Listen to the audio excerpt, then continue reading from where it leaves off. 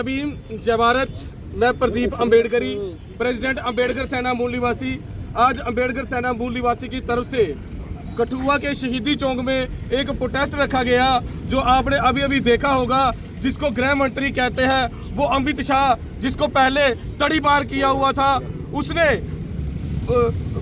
विधानसभा के अंदर, उधर संसद के अंदर उसने बाबा साहब डॉक्टर अंबेडकर को अपमानित करने का काम किया।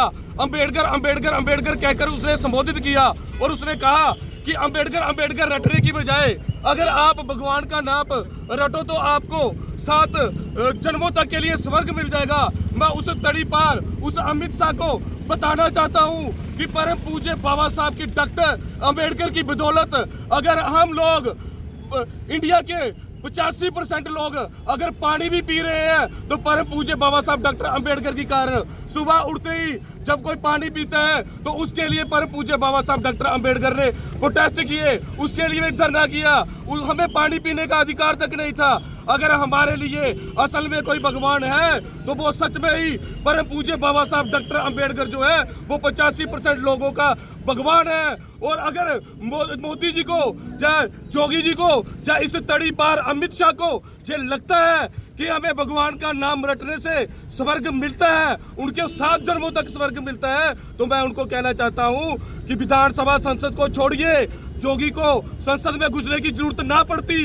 जोगी मंदिर में बैठा होता, लेकिन उसको पता है कि मंदिर में भगवान नहीं है। अगर हक हकूक मिलते हैं तो वो संसद में मिलते हैं, इसलिए वो मंदिरों को छोड़कर संसद में बैठे हुए हैं। लेकिन हमारे लिए अगर पूजनीय है तो वो परम पूज्य बाबा साहब डॉक्टर अंबेडकर जी पूजनीय है। हम उनका अपमान हरगिज भी नहीं सहेंगे। हम इस तड़ी पार से अमित शाह से आपके माध्यम से अपील करते हैं कि जल्दी से जल्दी जो है उसको चेतावनी देते हैं। हम उनसे अपील नहीं करेंगे, हम उनको चेतावनी देते हैं कि जल्दी से जल्दी जो है जहाँ पर आकर वहाँ पर माफी मांगो, क्योंकि बाबा साहब डॉक्टर अंबेडकर को मानने वालों लाखों करोड़ों लोगों के जो हृदय है उनको बहुत ज्यादा ठेस पहुंची है। और आज मैं आपके माध्यम से बताना चाहता हूं कि जैसे ही आज हमने सुबह 11 बजे के करीब जे प्रोटेस्ट के लिए कॉल की, प्रशासन की तरफ से हमें इतने फोन कॉल्स आना स्टार्ट हो गए कि आप जहां पर पुतला मत जलाना, लाइन ऑर्डर जो है वो कंट्रोल में नहीं होगा। मैं आपके माध्यम से प्रशासन से भी पूछना चाहता हूं, हमने उनको कोऑपरेट किया है, सिर्फ इसलिए कोऑपरेट किया है कि कठुआ का माहौल जो है वो खराब ना हो। और मैं कठुआ का माहौल खराब के कारण नहीं, अगर आपके माध्यम से बता दूं, क्योंकि पिछले कल परसों ही जो हमारे कठुआ में इंसिडेंट हुआ है, 6 लोगों की डेथ हो गई है कि परिवार की, उसको देखते हुए जो हमने अग्रेसिव नहीं होने का जो फैसला लिया। लेकिन प्रशासन को भी हम चेतावनी भी देना चाहते हैं और आपके माध्यम से उनको भी बताना भी चाहते हैं कि आपको अंबेडकर सेना मूल निवासी से आखिर दिक्कत क्या है। क्योंकि जब अंबेडकर सेना मूल निवासी जो इंसाफ पसंद लोग हैं, इंसाफ पसंद लोग सड़कों पर आकर प्रोटेस्ट करते हैं, तो तब जो कहते हैं कि आप पुतला नहीं जला सकते, उसी पर कठुआ में ही जब बीजेपी के लोग